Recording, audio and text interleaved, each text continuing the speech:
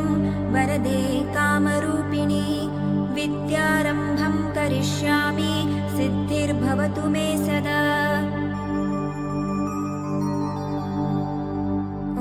Hello students, welcome to शिक्षा सारांश। कैसे हैं आप लोग? आई होप आप बहुत अच्छे होंगे।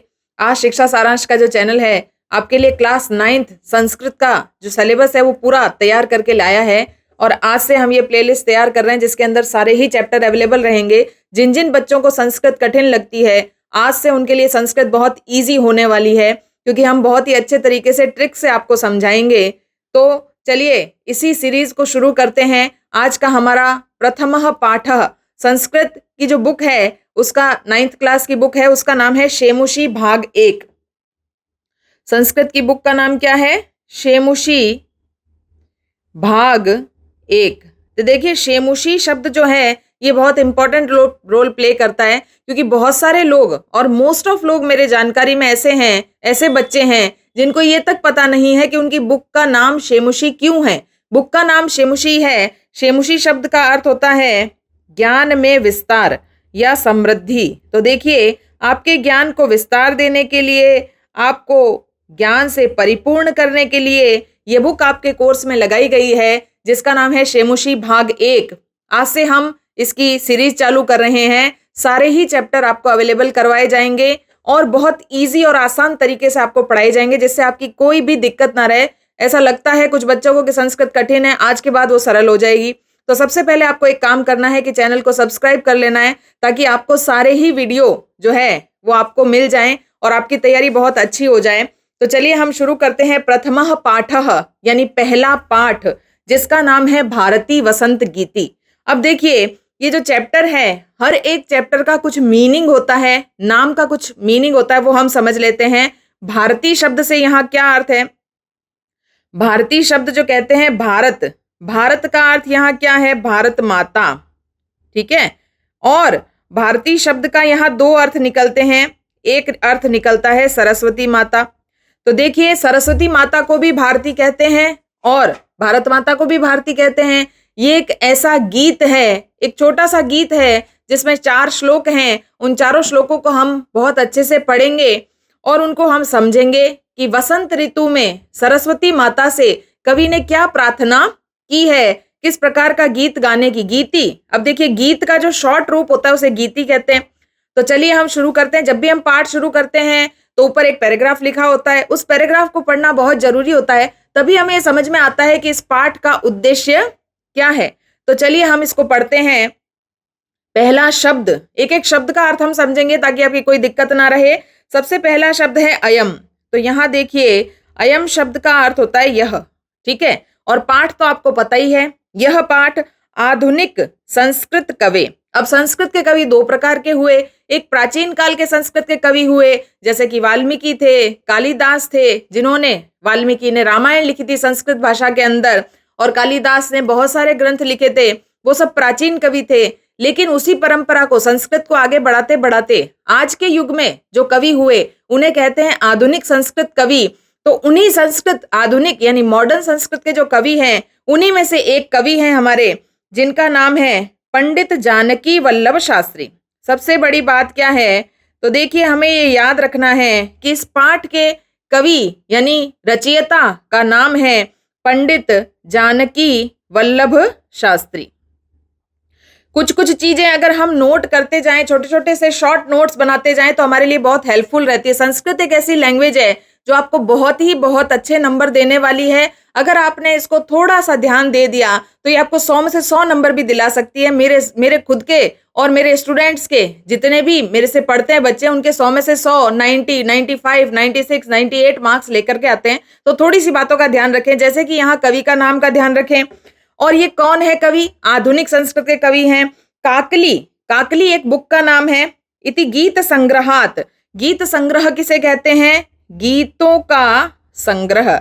एक ऐसी किताब जिसमें बहुत सारे गीत लिखे हैं और उस बुक का नाम भी हमें याद रखना है काकली। क्योंकि ये दोनों चीजें हमें क्यों याद रखनी है? क्योंकि जब भी हम इसका हिंदी अनुवाद करेंगे हमें प्रसंग लिखना होगा और प्रसंग में हमें ये भी बताना होगा कि ये कौन से पाठ से लिया गया है, इसके रचयिता कौन है और कौन सी बुक है। तो दोनों शब्द आपको याद रखने हैं। संकलितो यानी संकलित यानी वहां से उठाया गया, अस्ति यानी है, प्रकृति है यानी प्रकृति का, सौंदर्यम यानी सुंदरता।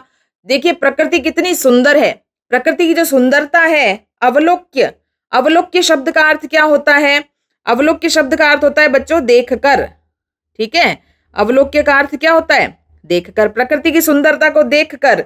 एव, एव शब्द का अर्थ होता है ही, प्रकृति की सुंदरता को देखकर ही सरस्वत्यः।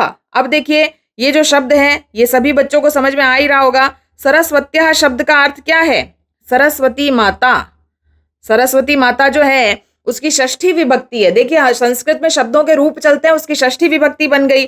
सरस्वती माता को वीणायाः यानी वीणा, यह वीणाया शब्द का अर्थ क्या है? वीणा। सरस्वती माता के हाथ में वीणा होती है, सबको पता है। देखिए हमारा जब ये जो वीडियो शुरू होता है उससे पहले भी सरस्वती माता का एक श्लोक है जिसे आपको रोज पढ़ना चाहिए ताकि आपकी पढ़ाई बहुत अच्छी हो जाए और उससे आपकी पढ़ाई के अंदर बहुत 4 गुनी 10 गुनी वृद्धि होती है। इसीलिए ये श्लोक हमारे जो है टाइटल में रखा गया है। तो सरस्वती माता की वीणा को मधुर झंकृत्य, मधुर झंकृत्य शब्द का अर्थ क्या होता है बच्चों?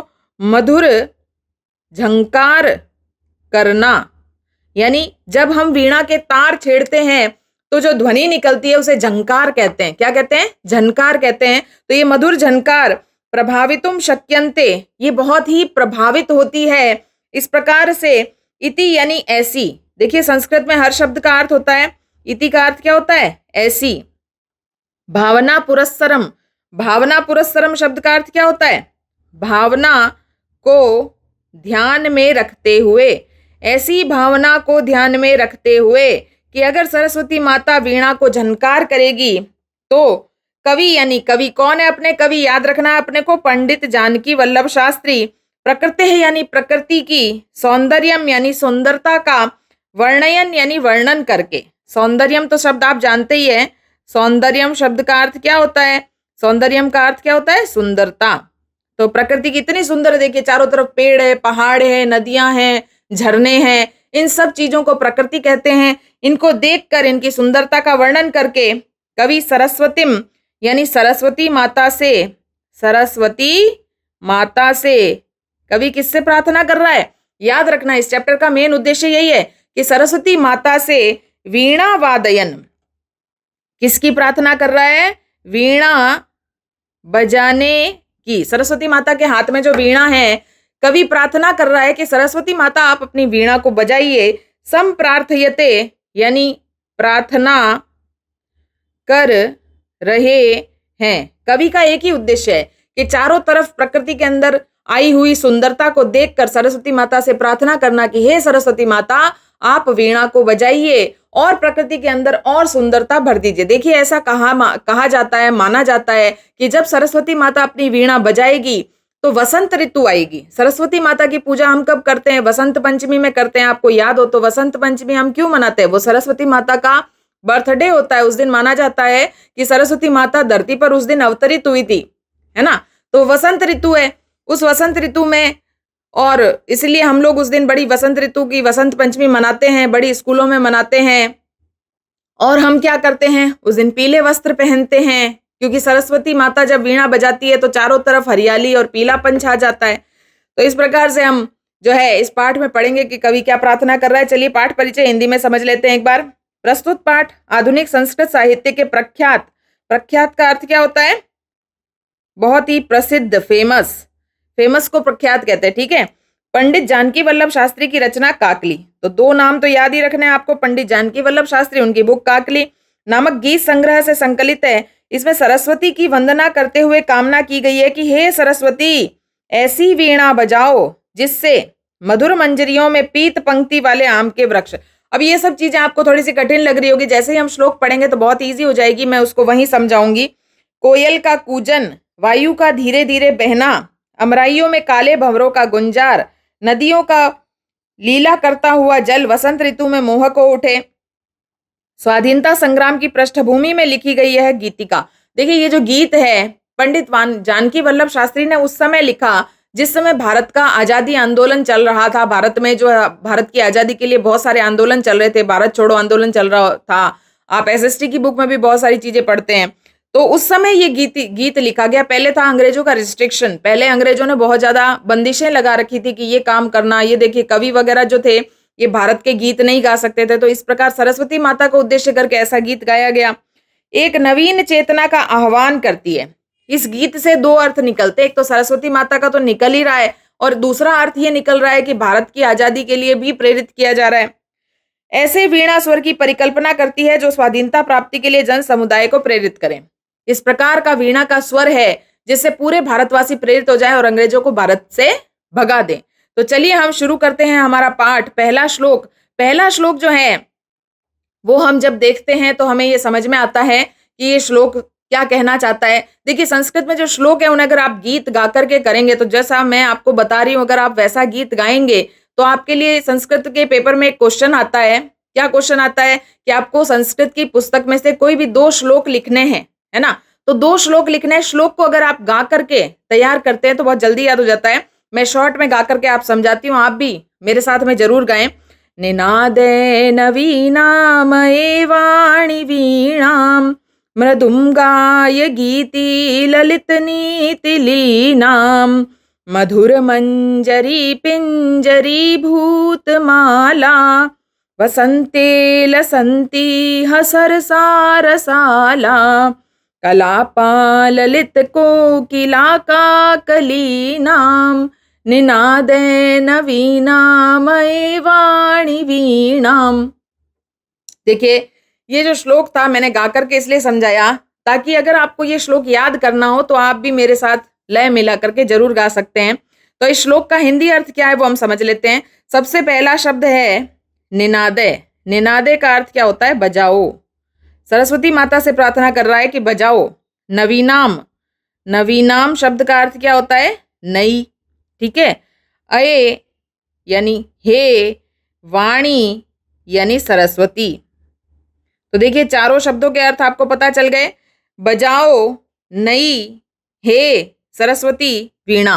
हे सरस्वती माता। देखिए श्लोक के अंदर थोड़ा सा शब्दों का अर्थ जो है वो इस प्रकार से लिखा होता है ताकि गीत के बोल बन जाए, लेकिन अगर हम इसको सही करेंगे तो जो सही शब्दों का जो क्रम है उसे अन्वय कहा जाता है। सबसे पहले आप चित्र देखिए, चित्र के अंदर आपको सरस्वती माता नजर आ रही होगी, सभी को नजर आ रही है सरस्वती माता। तो सरस्वती माता से कवि ये प्रार्थना कर रहा है, क्या प्रार्थना कर रहा है कि हे सरस्वती माता, हे सरस्वती माता, नई वाणिम वीणा, हे सरस्वती माता नई वीणा को बजाओ। ये जो लाइन है ये कॉमन लाइन है, हर एक श्लोक के अंदर आएगी। तो हे सरस्वती माता नई वीणा को बजाओ। नई वीणा को बजाओ यानी नए वर्ष के अंदर जब सरस्वती माता वीणा बजाएगी तो नई वसंत ऋतु आएगी। तो कवि ऐसी प्रार्थना कर रहा है कि हे सरस्वती माता आप नई वीणा को बजाओ। फिर कह रहे हैं मृदुम यानी मधुर। मृदुम शब्द का अर्थ क्या होता है? मृदुम शब्द का अर्थ होता है मधुर, मीठे मीठे। गाय यानी गाओ, गीति यानी गीत। आप ये वीणा जब बजाएंगी, हे सरस्वती माता जब आप वीणा बजाएंगे तो कभी साथ साथ में ये भी प्रार्थना कर रहा है कि वीणा भी बजाइए और मधुर गीत गाइए। ललित, ललित शब्द का अर्थ सभी बच्चों को पता होना चाहिए और नहीं पता है तो आज देख लीजिए। ललित का अर्थ होता है सुंदर। नीति, दूसरा शब्द क्या है? नीति का अर्थ क्या होता है? उपदेश। तो हे सरस्वती माता वीणा बजाइए और मधुर गीत गाइए और सुंदर नीति लीनाम, लीनाम यानी युक्त, यानी सुंदर उपदेशों से युक्त गीत गाइए। देखिए आजकल के गीत कैसे होते हैं जिनका कोई अर्थ नहीं होता, कोई सिर नहीं होता, कोई पैर नहीं होता है। लेकिन आप पुराने गीत देखिए, कोई स्कूल की प्रार्थना देखिए, ये जो श्लोक है ये कई स्कूलों में प्रार्थना के रूप में भी गाया जाता है। वैसे देखिए 1-2 लाइन में आपको याद दिलाती हूँ। हे शारदे माँ, हे शारदे माँ, अज्ञानता से हमें तार दे माँ। ये वही गीत है, उसका संस्कृत रूपांतरण है, ठीक है ना। तो इसमें वही गीत गाया गया है। सरस्वती माता से जब हम प्रार्थना करते हैं इसमें कितने अच्छे शब्द हैं, कितने अच्छा इसका अर्थ है कि अज्ञानता से हमें दूर करो हे सरस्वती माता। तो यहीं पे कवि भी यही कह रहा है कि हे सरस्वती माता आप वीणा को बजाओ और वीणा को बजाकर ऐसा गीत गाओ जिसके अंदर बहुत अच्छे अच्छे क्या हो? उपदेश हो, यानी ज्ञान की बातें हो। फिर बता रहे हैं कि जब आप वीणा बजाएंगी तो वसंत ऋतु आएगी और वसंत ऋतु आएगी तो क्या होगा? देखिए मधुर, क्या लिखा हुआ है? मधुर यानी मीठे मीठे, सुंदर सुंदर। मधुर का अर्थ क्या होता है? मीठे। मंजरी, अब ये शब्द देखिए, मंजरी किसको कहते हैं? आम के फूल, आम के फूलों को कहते हैं मंजरी। तो जब आप देखिए, वसंत ऋतु एक ऐसी ऋतु होती है जिसमें आम के पेड़ पर फूल आते हैं। आम के पेड़ पर फूल कब आते हैं? वसंत ऋतु में आते हैं। जब सरस्वती माता वीणा बजाएगी तो क्या होगा? आम के पेड़ पर क्या उगेंगे? फूल। ये जो पास में जो दूसरी इमेज आपको दिखाई दे रही है, इसमें एक आम का पेड़ मैंने आपके लिए यहाँ पे लगाया है, जिसके ऊपर देखिए पीले पीले रंग के क्या आए हुए हैं? फूल। तो मंजरी यानी आम के फूल, पिंजरी यानी पीले रंग के, और भूतमाला, भूतमाला शब्द का अर्थ यहाँ क्या है? भूतमाला शब्द का अर्थ है पंक्ति या लाइनें या कतारें। ठीक है, इस प्रकार से आपको देखना है। तो आम के बगीचे के अंदर बहुत सारे आम के पेड़ लगे हुए हैं और सभी आम के पेड़ों पर फूल आए हैं और वो सभी पीले रंग के हैं और लाइन से लगे हुए हैं वो सारे पेड़, यानी आम के पीले रंग के फूलों की क्या लगी हुई है? पूरी लाइन लगी हुई है। तो ये सब कब हुआ? वसंत ऋतु में, जब सरस्वती माता ने वीणा बजाई। वसंत यानी वसंत ऋतु में। लसंतीह, लसंतीह शब्द का अर्थ क्या है? लसंतीह शब्द का अर्थ है सुंदर लग रही है। लसंतीह का अर्थ क्या है? सुंदर लग रही है। क्या लग रही है? सरसा, रसाला। सरसा किसे कहते हैं? सरस यानी सुंदर। और रसाला किसे कहते हैं? रसाला शब्द का नाम याद रखना है, आम। आम के पेड़ को क्या कहते हैं? रसाल। तो आम के पेड़ बड़े ही सुंदर लग रहे हैं। वसंत ऋतु में जैसे ही सरस्वती माता ने वीणा बजाई, झंकार छेड़ी, तो आम के पेड़ों पर फूल लग गए और फूलों की जो लाइनें देख करके, आम के पेड़ ही पेड़ लगे हुए हैं, उन पर पीले पीले रंग के फूल ही फूल लगे हुए हैं, इन सबको देख करके कवि को बड़ा सुंदर लग रहा है कि देखो कितना सुंदर दृश्य उपस्थित हुआ है। चारों तरफ हरियाली, पीलापन छाया हुआ है। और क्या हो रहा है? देखो, कलापा यानी आवाज कर रही है। कलापा का शब्द का अर्थ क्या होता है? कलापा का अर्थ क्या होता है?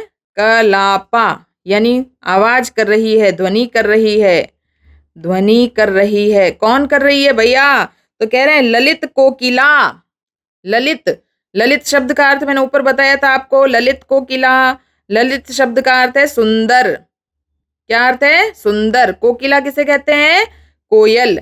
तो सुंदर सुंदर कोयलें आई है। देखिए, कोयल का रंग भले ही काला है, लेकिन उसकी आवाज इतनी मीठी है कि आप पूछे मत। जब आप कौवे को और कोयल को देखते तो आपको पता चलेगा कौवे की आवाज काव काव करके आती है और कोयल कितना मधुर कू कू करके गाना गाती है। आप देखिएगा, काकली नाम यानी समूह। कोयलों का क्या है? समूह। कोयलें ग्रुप में आ गई है। कहाँ आ गई है? आम के पेड़ों पे आ गई है वसंत ऋतु के अंदर। इस इमेज में भी आपको दिखाई दे रहा है, अगर आप चाहे तो जूम करके देख सकते हैं। वो जो झुंड बना के कोयलें आई है वो आम के पेड़ पर बैठी है। और वसंत ऋतु ही एक ऐसी ऋतु होती है जिसमें कोयल अपना गीत गाती है। तो मधुर मंजरी पिंजरी भूतमाला, यहाँ क्या कहा कि सुंदर सुंदर आम के फूलों की, पीले पीले रंग के फूलों की क्या लगी हुई है? लाइनें लगी हुई है। और ये जो आम के पेड़ हैं ये बड़े ही सुंदर लग रहे हैं। कहाँ? वसंत ऋतु के अंदर। और उन पर बैठी हुई कोयलें क्या कर रही है? मधुर मधुर ध्वनियां निकाल रही है। और इसी समय कवि प्रार्थना कर रहा है। क्या प्रार्थना? प्रार्थना की एक ही लाइन है, याद रखना, कि निनादे नवीनामये वाणी वीणाम, यानी हे सरस्वती माता आप अपनी वीणा को बजाइए और क्या गाइए? सुंदर सुंदर गीत गाइए। चलिए इसी श्लोक का अन्वय हम कर लेते हैं। अन्वय में क्या लिखा है देखते हैं हम लोग। अये वाणी यानी हे सरस्वती माता, नवीनाम वीणा निनादय, नवीन वीणा बजाइए, ललित नीति लीनाम, सुंदर उपदेश से युक्त, गीति मृदु गायम, मधुर मधुर गीत गाइए, इह वसंते, इस वसंत ऋतु में, मधुर मंजरी पिंजरी भूतमाला, आम के पेड़ों पर बहुत सुंदर सुंदर फूल लगे हुए और उनकी जो लाइनें हैं उनको देखकर सरसा रसाला, आम के पेड़ बड़े सुंदर लग रहे हैं। ललित कोकिला, सुंदर सुंदर कोयलें, काकली नाम कलापा, समूह बना बनाकर गीत गा रही है। अये वाणी नवीनाम वीणा निनादे। देखिए ये अन्वय हो गया। कई बार परीक्षा में अन्वय पूछा जाता है तो हमें इसका ध्यान रखना है। कठिन शब्दार्थ वैसे मैंने आपको बता दिए, फिर भी एक बार पढ़ लेते हैं। अये वाणी का अर्थ है हे सरस्वती माता, नवीनाम यानी नई, निनादे यानी बजाओ, ललित नीति लीनाम यानी सुंदर नीतियों से युक्त, उपदेशों से युक्त, मृदुम यानी कोमल, गाय यानी गाओ, यह यानी यहाँ, वसंते वसंत काल में, मंजरी यानी आम के फूल, पिंजरी भूतमाला यानी पीले वर्ण से युक्त पंक्तियां, लाइनें। सरसा यानी मधुर, रसाला यानी आम के पेड़, लसंती यानी सुशोभित हो रहे हैं, ललित यानी मनोहर, कोकिला काकली नाम यानी कोयलों की आवाजें, कलापा यानी समूह। चलिए इसका प्रसंग और हिंदी अनुवाद देख लेते हैं। प्रसंग इसलिए जरूरी है कि जब भी आप हिंदी अनुवाद करेंगे तो वहां लिखा होगा प्रश्न के अंदर सप्रसंग व्याख्या करें। प्रसंग का अर्थ क्या होता है? प्रसंग का अर्थ ये होता है कि उसमें आपको ये बताना है कि ये कौन सा पाठ है, इसके रचयिता का नाम क्या है, पाठ का नाम क्या है, और ये कौन सी बुक से लिया गया और इसमें किस बारे में वर्णन किया गया है। ये सभी श्लोक में एक जैसा रहेगा, एक बार अच्छे से समझ लीजिए। प्रस्तुत की थी हमारी संस्कृत की पाठ्य पुस्तक शेमुषी, प्रथम भाग। सबसे पहले बुक का नाम लिखा, फिर भारती वसंत गीति पाठ का नाम लिखा, पाठ से लिया गया है। मूलतः यह पाठ जानकी वल्लभ शास्त्री राइटर का नाम लिखा। गीत संग्रह काकली, उसका नाम लिखा। 4 बातें लिखनी है, बुक का नाम, चैप्टर का नाम, राइटर का नाम और राइटर ने अपनी कौन सी बुक से लिया है। इसमें वाणी की देवी सरस्वती की वंदना करते हुए वसंतकालीन मनमोहक अद्भुत प्राकृतिक शोभा का वर्णन किया गया है। ये जो प्रसंग है ये सभी श्लोक में कॉमन रहेगा। हिंदी अनुवाद देख लेते हैं हम लोग। हे सरस्वती माता, नवीन वीणा को बजाओ, सुंदर नीतियों से युक्त मधुर गीत गाओ। इस वसंत काल में मधुर आम के पुष्पों से पीली बनी हुई सरस आम के वृक्षों की पंक्तियां सुशोभित हो रही है और उन पर बैठी हुई मधुर ध्वनियां करती हुई कोयलों के समूह सुशोभित हो रहे हैं। हे सरस्वती माता, आप वाणी अपनी नवीन वीणा को बजाइए और मधुर गीत गाइए। श्लोक मैंने आपको ऊपर समझा दिया था, फिर भी एक बार आप हिंदी अनुवाद देख लीजिए। अब बात करते हैं भावार्थ की, तो भावार्थ देख लेते हैं। भारत देश में वसंत ऋतु का अत्यधिक महत्व है। प्राकृतिक शोभा सभी के मन को सहज आकर्षित कर लेती है। आम के वृक्षों पर मंजरियां सुशोभित हो रही है। मंजरी का अर्थ मैंने बताया था आपको ऊपर, क्या था? आम के फूल बड़े सुंदर लगते हैं। जब आम के पेड़ पर फूल आते हैं, आप देखिए, बगीचे में जाइए, जरूर एक्सप्लोर कीजिए, देखिए। उन पर बैठी हुई कोयल मधुर कूजन से सभी के मन को मोह लेती है और उनके ऊपर आ जाती है कोयलें।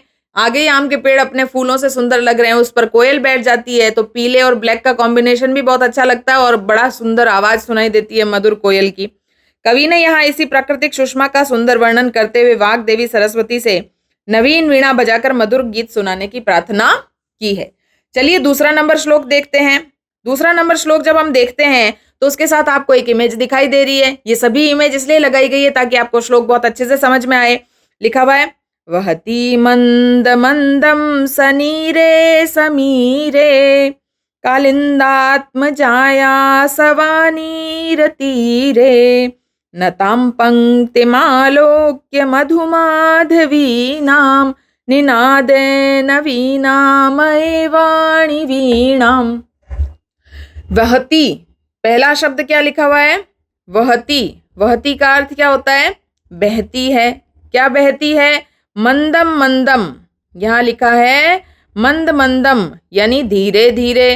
क्या धीरे धीरे बहती है? सनीरे, यानी जल से युक्त, जल से युक्त। समीरे, समीरे का अर्थ क्या होता है? पवन, हवा, पवन या हवा। देखिए, जब किसी नदी के किनारे हम बैठे होते हैं तो हमें हवा जो है वो कैसी ठंडी ठंडी लगती है। गर्मी के मौसम में भी हमें बड़ी अच्छी लगती है वो हवा। क्यों लगती है? क्योंकि वो जल से टकरा करके आती है। तो वो यहाँ पे देखिए एक नदी का दृश्य है। ये जो नदी आपको दिखाई दे रही है, इस नदी को अगर आप ध्यान से देखेंगे तो ये यमुना नदी है। इस यमुना नदी के बारे में इस श्लोक में वर्णन किया गया है। कलिंदात्म जाया।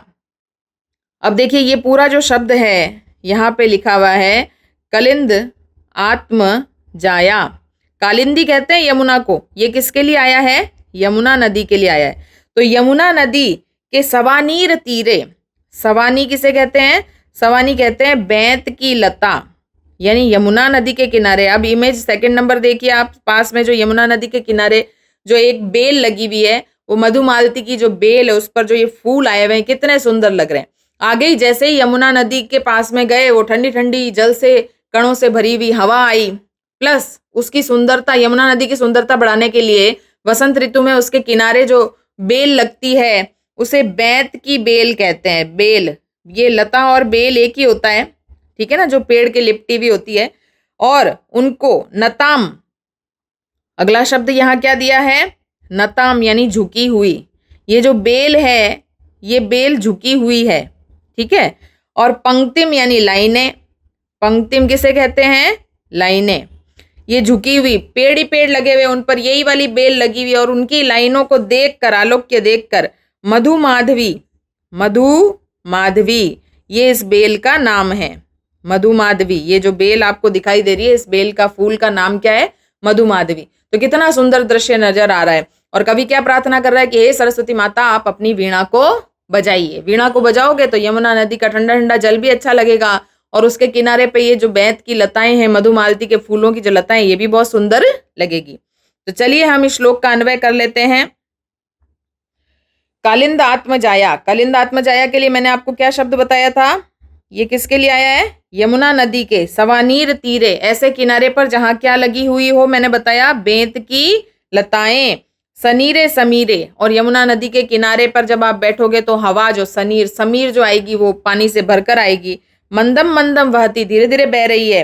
मधु माधवी नताम पंक्तिम अवलोक्य, ये जो मधुमालती की जो बेल है, इसकी झुकी हुई पंक्ति को देखकर अये वाणी, हे सरस्वती माता, नवीनाम वीणा निनादय, नवीन वीणा को बजाइए।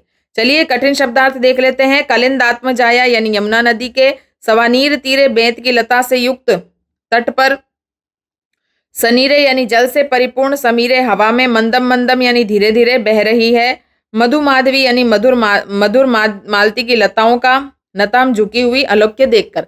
प्रसंग मैंने आपको ऊपर बताया था, सेम ही रहेगा। क्या पाठ्य पुस्तक का नाम लिखना है? शेमुषी प्रथम भाग। बुक का नाम, ये चैप्टर का नाम लिखना है भारती वसंत गीति।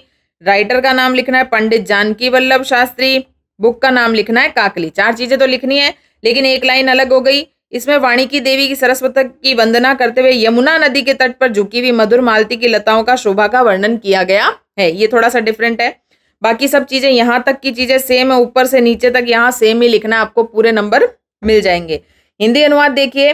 बेंत की लताओं से युक्त यमुना नदी के किनारे पर, ऐसा किनारा जहां किनारे पर बहुत सारी मधुमालती की बेलें लगी हुई हो, जल कणों से युक्त शीतल पवन के धीरे धीरे बहते हुए, वहां से जो जल कणों से युक्त हवा आएगी, मधुर मालती की लताओं को झुकी हुई देखकर हे सरस्वती माता, आप कोई नवीन वीणा बजाइए। तो सरस्वती माता से प्रार्थना करें। देखिए कितना अच्छा सीन हुआ। यमुना नदी है, उसके किनारे पे ठंडी ठंडी हवा चल रही है, मधुमालती की लताओं का जो लाइनें हैं बड़ी सुंदर लग रही है। चलिए भावार्थ देख लेते हैं। यहाँ कवि ने यमुना नदी के तट की वसंतकालीन प्राकृतिक सुंदरता का मनोहारी चित्रण किया है। भारतीय संस्कृति के इस मनोहारी वैशिष्ट्य को दर्शाते हुए कवि ने भारतीय लोगों के हृदय में देश प्रेम की भावना जागृत करने के लिए माता सरस्वती से नवीन वीणा की तान छेड़ने की अपील की है। कवि ये भी कह रहा है कि भारत के अंदर बहुत ज्यादा जो है अंग्रेजों ने अत्याचार कर दिए हैं, आप नई तान छेड़ो, नया राग छेड़ो, जिसके सबके मन में अंदर जो है आजादी का जोश भर जाए। तो चलिए श्लोक नंबर 3 देखते हैं हम। ललित पल्लवे पाद पे पुष्प पुंजे, मलय मारुतो चुंबिते मंजु कुंजे, स्वनंतिन्नतिं प्रेक्ष्य मलिना मलिनाम, निनादे नवीनामये वाणी वीणाम। देखिए ललित पल्लवे, ललित का अर्थ मैं बार बार बता रही हूं, ललित का अर्थ क्या है? सुंदर। ठीक है। पल्लवे, पल्लवे किसे कहते हैं बच्चों? पल्लवे कहते हैं पत्तों को। सुंदर सुंदर पत्ते। वसंत ऋतु में सब चीज नई होती है, फूल नए, पत्ते नए, पेड़ नए, पौधे नए, हर चीज में सुंदरता भर जाती है। तो सुंदर सुंदर पत्ते उगे वसंत ऋतु में। और पादपे, पादपे किसे कहते हैं? पौधों को। पादपे यानी पौधे, पौधे भी नए हैं, पत्ते भी नए हैं। और पुष्प पुंजे, पुष्प पुंजे किसे कहते हैं? फूलों के गुच्छों को। तो देखिए चारों तरफ सुंदरता भर गई है, नए नए पत्ते आ रहे हैं। पत्ते जब आप नए नए उगते हुए देखते हो तो आपने ऑब्जर्व किया होगा कितने सुंदर होते हैं। कोई लाल रंग के, कोई हल्के हरे रंग के, कोई पीले रंग के। पत्तों का भी अलग अलग रंग होता है, उसकी भी सुंदरता अलग होती है। और फूलों के गुच्छे उग रहे हैं, वसंत ऋतु आई है, फूलों के गुच्छे उग रहे हैं। अब यहाँ देखिए, यहाँ क्या शब्द रखा है? मलय। मलय किसे कहते हैं? चंदन के वृक्ष को कहते हैं, चंदन के वृक्ष को कहते हैं। और मारुते, मारुत किसे कहते हैं? हवा को कहते हैं। ठीक है ना। तो ऐसी हवा आ रही है, चुंबिते यानी उनको टकरा कर, उनसे टकरा कर, चंदन के वृक्षों पे से टकरा करके जो हवा आ रही है, तो देखिए उसमें किसकी खुशबू होगी? जब चंदन के वृक्षों से टकरा के हवा आएगी तो चंदन की खुशबू होगी। और मंजू कुंजे, यहाँ पे क्या शब्द है?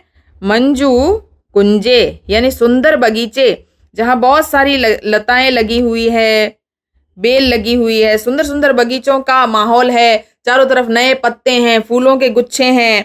और स्वनंतिम, स्वनंती शब्द का अर्थ क्या है?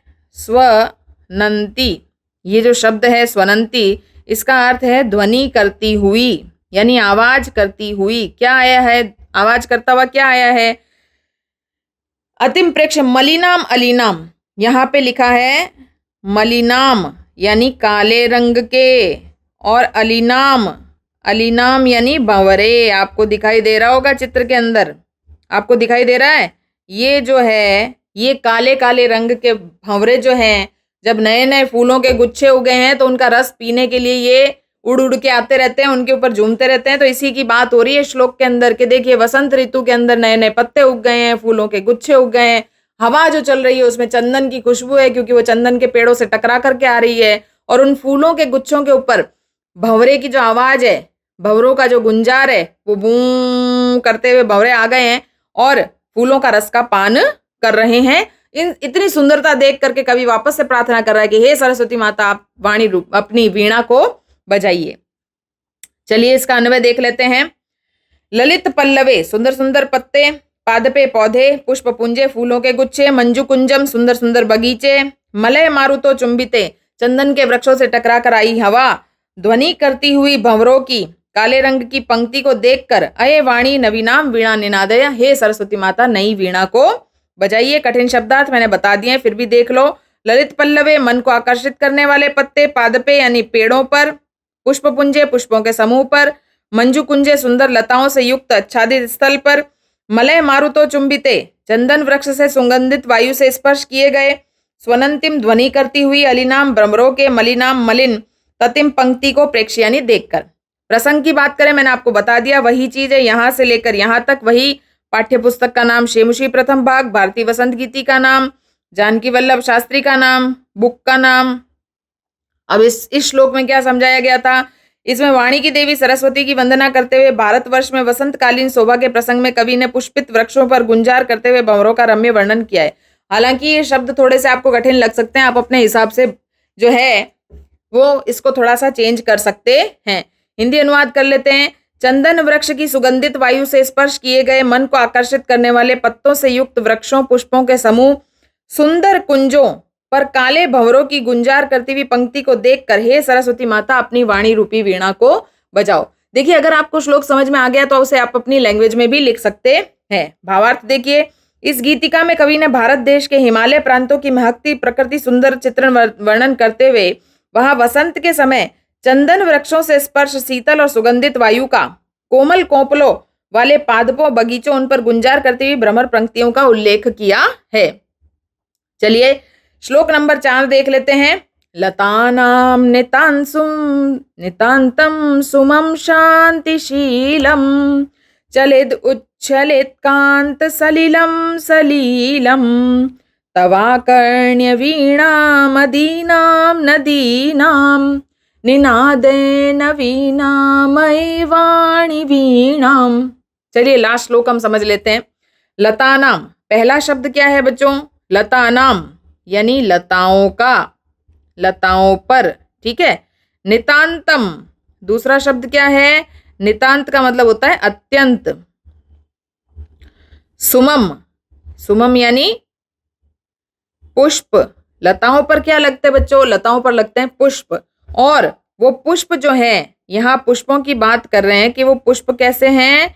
शांतिशीलम, शांतिशीलम यानी शांत रहने वाले। यानी फूल जो उगते हैं लताओं पर वो हमेशा कैसे रहते हैं? शांत रहते हैं। लेकिन चलिद यानी चल पड़े हैं, यानी हिल रहे हैं। क्यों चल पड़े हैं?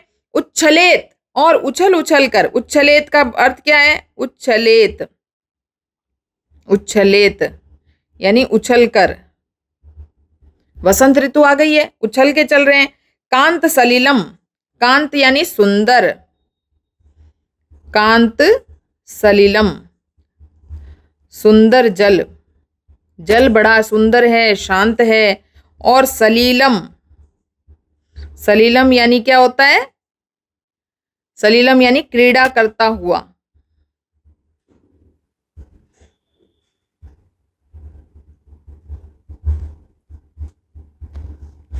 तो देखो बच्चों, ये क्या कह रहे हैं, सरस्वती माता से कह रहे हैं कि जो वसंत ऋतु है उसके अंदर जो जल है वो उछल उछल के बह रहा है। जैसा कि आपको इमेज में दिखाई दे रहा है कि पानी जो है उछल उछल के बह रहा है, तो आपको समझ में आ ही गया होगा कि वसंत ऋतु का मौसम है, हर चीज में सुंदरता है। फूलों के जो लताओं पे जो नए नए फूल आते हैं, फूलों के जो गुच्छे होते हैं वो बिना हिले डुले रहने वाले थे, लेकिन वसंत ऋतु आई और हवा चली, और हवा चलने से क्या हो गए, वो फूल हिलने लगे। फिर और जो जल जो हमेशा शांति से बहता रहता है, वसंत ऋतु में उसमें भी वेग आ गया, वो भी उछल उछल के चल रहा है। वो सब क्यों हो रहा है? तो कवि कह रहे हैं तवा कर्ण्य, आकर्ण्य यानी सुनकर। आकर्ण्य का मतलब क्या होता है? आकर्ण्य यानी सुनकर। तव यानी तुम्हारी, तुम्हारी वीणा की आवाज सुनकर हे सरस्वती माता, तुमने जो वीणा बजाई जिससे वसंत ऋतु में बहार आई, उस वीणा की आवाज को सुनकर, वीणाम यानी वीणा की, अधिनाम यानी हे, नदीनाम यानी नदियों का जो जल है वो उछल उछल के बहने लगा, और जो पेड़ों पर ये बेल के ऊपर जो फूलों के गुच्छे थे जो शांत रहने वाले थे वो भी क्या करने लगे, हिलने लगे। तो देखिए कितना सुंदर माहौल हो गया। अन्वय पढ़ लेते हैं। तब अधिनाम, चलिए ये अधिनाम शब्द का अर्थ भी मैं बता देती हूं। अधिनाम का अर्थ होता है ओजस्विनी, यानी हे सरस्वती माता, तुमने जो वीणा बजाई उसमें इतना पावर है, इतना जोश है कि उस वीणा को आकर्ण यानी सुनकर, लतानाम यानी लताओं के, नितांत शांतिशीलम अत्यंत शांत रहने वाले, सुमम यानी पुष्प, चलेत यानी हिलने लगे। तुम्हारी वाणी के अंदर इतना पावर था कि हवाएं चलने लगी और उन हवाओं से जो फूल थे वो हिलने लगे। और नदीनाम यानी नदियों का, कांत सलीलम शांत रहने वाला जल, सलीलम उच्छलेत उछल उछल के बहने लगा, क्रीड़ा करते हुए बहने लगा। देखिए यहाँ मैंने दो शब्द आपको बताए, याद रखना है। ये सलीलम का अर्थ क्या होता है, जल, और ये सलीलम का अर्थ क्या होता है, क्रीड़ा करता हुआ। दोनों का अर्थ याद रखना है, मात्रा का ही फर्क है। तो तुम्हारा जो जल था, नदी का जो जल था वो उछल उछल के बहने लगा। अये वाणी नवीनाम वीणा निनादय, तो हे सरस्वती माता देखिए चारों तरफ बाहर छा गई है, तो आप भी क्या बजाइए, वीणा बजाइए। चलिए कठिन शब्दार्थ देख लेते हैं। अधिनाम यानी ओजस्विनी, आकर्ण यानी सुनकर, निर्ताम पूर्णतया शांतिशीलम शांति से युक्त, सुमम पुष्प को, चले चल पड़े या हिल उठे, कांत सलीलम स्वच्छ जल, सलीलम क्रीड़ा करता हुआ, उच्छलित उच्छलित हुआ। प्रसंग की बात करें वही प्रसंग है, शेमुषी की बात की गई है, भारतीय वसंत गीति है, पंडित जानकी वल्लभ शास्त्री है, गीत संग्रह काकली है। इसमें वसंतकालीन शोभा का चित्रण करते हुए सरस्वती देवी से नवीन वीणा का निनाद छेड़ने की मंगल कामना की गई है। हिंदी अनुवाद देखते हैं। हे वाग देवी सरस्वती, वाग देवी का अर्थ क्या होता है बच्चों, वाणी की देवी, तुम्हारी ओजस्विनी वीणा को सुनकर, तुम्हारी पावरफुल वीणा की आवाज सुनकर लताओं के अत्यंत शांत निश्चल पुष्प हिलने लगे। जो पुष्प हमेशा शांत रहने वाले थे अब वो पुष्प हिलने लगे, नाचने लगे। नदियों का निर्मल मधुर जल हिलोरे लेता हुआ, और नदियों का जल जो धीरे धीरे बहता था वसंत ऋतु में उछल उछल के बहने लगा। हे वाणी की देवी, कोई नवीन वीणा बजाइए। बहुत अच्छा श्लोक था, सुंदर था।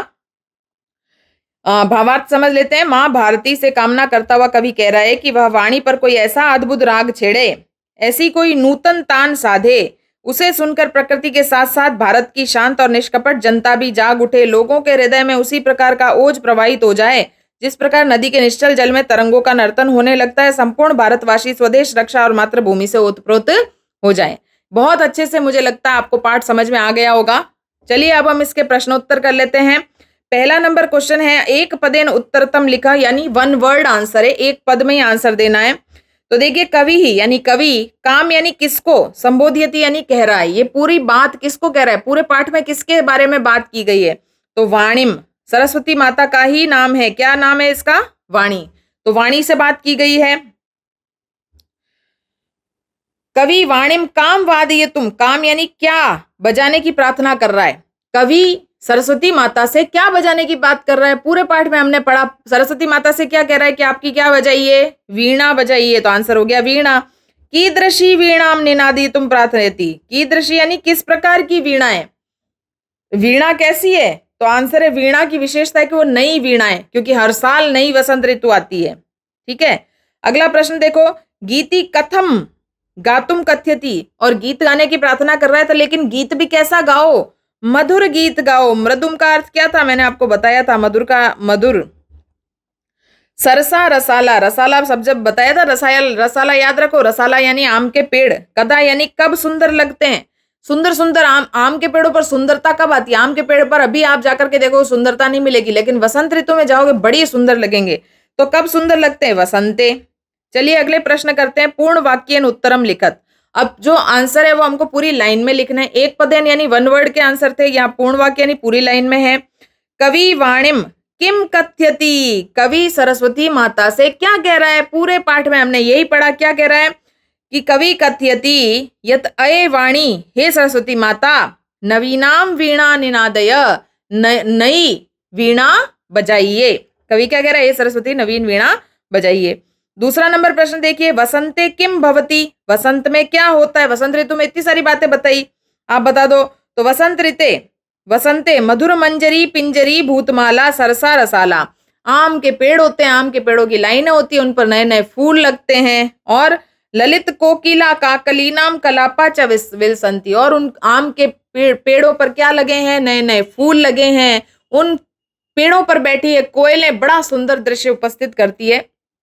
मैंने जो है इस श्लोक का अन्वय करके आंसर लिखा है, आप चाहे तो पूरा श्लोक ही लिख सकते हैं, वो पूरा जो श्लोक मैंने ऊपर आपको गा के समझाया था वो पूरा लिख सकते हैं।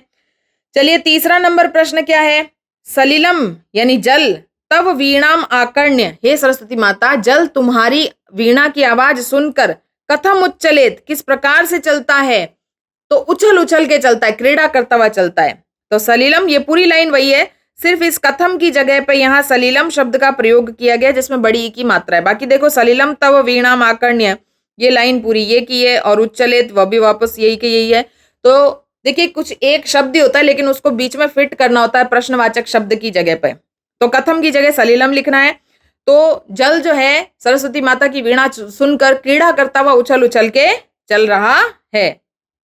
अगला प्रश्न देखिए, कवि भगवती भारती कस्या नद्या तटे, अब सिर्फ इतना सा आंसर है। यहाँ देखिए ये पूछ रहे हैं कि कवि सरस्वती माता से कस्या नद्ये, कौन सी नदी के किनारे पर, मधुमालती नताम पंक्ति मवलोक्य वीणा वाद्यतुम कथयति, वीणा बजाने की प्रार्थना कर रहा है। अब इस पूरे पाठ में सिर्फ एक ही नदी का जिक्र था जिसका मैंने इमेज आपको समझाया था, वो थी यमुना नदी, और यमुना नदी के लिए एक शब्द था, उसका नाम था कलिंद आत्मजाया, उनके पापा का नाम है कलिंद, उसके नाम पे।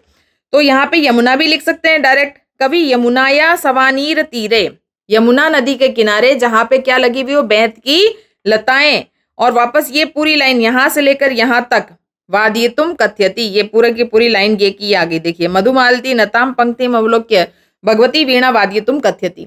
तो आंसर बहुत सरल होते हैं संस्कृत के अंदर, थोड़ा सा आप दिमाग लगाओ, सिर्फ एक दो शब्द ही होते हैं जो हमको कहीं कहीं बीच में प्रश्नवाचक शब्दों की जगह फिट करने होते हैं।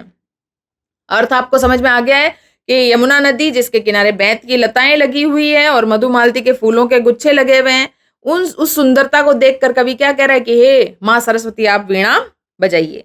चलिए तीसरा नंबर प्रश्न देखिए, मैच द फॉलोइंग है, क स्तंभ और ख स्तंभ लिखा हुआ है।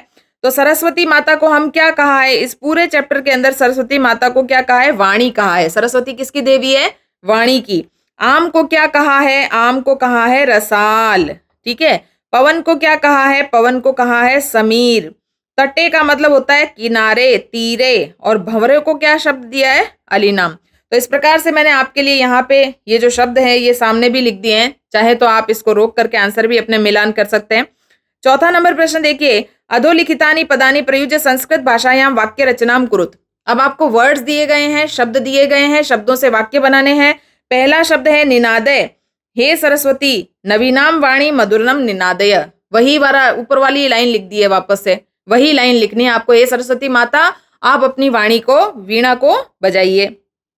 मंदम मंदम वसंते वायु मंदम मंदम बहती, मंदम मंदम यानी धीरे धीरे, तो इसका वाक्य क्या बनेगा कि वसंत ऋतु में वायु धीरे धीरे बहती है। मारुत यानी हवा, मलय मारुत सुखद भवती, चंदन के वृक्षों की हवा बहुत सुखद होती है। सलिलम यानी जल, गंगाया सलिलम अमृत तुल्य भवती, यानी गंगा का जल अमृत के समान होता है। सुमन यानी फूल, प्रफुल्ल सुमन सर्वेशाम मनः मोहयति, सुंदर फूल सबका मन मोह लेते हैं। पांचवा नंबर प्रश्न जो है ये मैं ऊपर करवा चुकी हूँ। प्रथम श्लोकस्य आशय हिंदी भाषायाम आंग्ल भाषायाम या लिखत, पहला जो श्लोक मैंने आपको समझाया था उसका हिंदी अर्थ यहाँ पर लिखना है। तो हिंदी अर्थ मैंने ऊपर भी समझा दिया था, आप चाहिए तो एक बार पढ़ लेती हूँ। कि हे वाणी की देवी, नूतन वीणा को बजाओ, कोई सुंदर नीति से युक्त गीत मनोहर ढंग से गाओ। इस वसंत काल में मधुर आम पुष्पों से पीली बनी हुई रसल आमों के वृक्षों की पंक्तियां सुशोभित हो रही है। उन पर बैठे मन भावक कूक कलरव करते हुए कोयलों के समूह भी सुंदर शोभायमान है। हे वाग देवी, आप नवीन वीणा को बजाइए। चलिए छठा नंबर प्रश्न देखते हैं।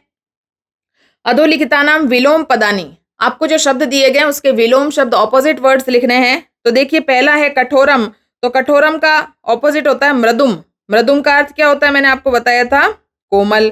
कटु यानी कड़वा, मधुर, मधुर यानी मीठा। शीघ्रम यानी जल्दी से। मंदम का अर्थ क्या होता है, धीरे। प्राचीनम का अर्थ क्या होता है, पुराना। और नवीनम का अर्थ क्या होता है, नया। नीरस का अर्थ क्या होता है, बोरिंग। और सरस का अर्थ क्या होता है, सुंदर या इंटरेस्टिंग। तो चलिए सातवां नंबर प्रश्न हम देख लेते हैं। लास्ट प्रश्न है ये हमारा। आपको कुछ चित्र दिए गए हैं, उन चित्रों के लिए आपको संस्कृत में वाक्य बनाने हैं। तो यहाँ सबसे पहले ढोलक का चित्र दिया गया है। तो ढोलक के चित्र के आप वाक्य बनाएंगे, एषः ढोलकः। ये ढोलक जो है इसको संस्कृत में भी ढोलक ही कहते हैं, सिर्फ मात्रा का फर्क होता है। तो यह ढोलक है। एष शब्द का अर्थ क्या है, यह। हारमोनियम के चित्र में लिखना है, एतद मनोहारी वाद्यम। ये बहुत ही सुंदर वाद्य है। अगला देखिए चित्र जो हमारा है वो वीणा का है। तो यहाँ लिखेंगे इयम वीणा। और नगाड़े का चित्र है, यहाँ लिखा हुआ है अयम महाढोलकः। ये बड़ा सा ढोलक है, उसको नगाड़ा कहते हैं। और वायलिन के चित्र में कहेंगे एषा सारंगी। इस प्रकार से हमने देखा कि ये जो पाठ है ये कितना अच्छा था, कितना इंटरेस्टिंग था। और वाणी की देवी सरस्वती से ये जो हमारा जो प्लेलिस्ट का जो सीरीज शुरू हुआ है क्लास 9th का, सेमुशी भाग 1 का, ये आगे बहुत ही अच्छे ढंग से आपको समझाया जाएगा। तो आपको वीडियो को लाइक भी करना है और चैनल को सब्सक्राइब भी करना है, ताकि आपके आने वाले सारे चैप्टर्स आपको बहुत जल्दी से अवेलेबल हो जाएं। जय श्री कृष्णा। Thank you.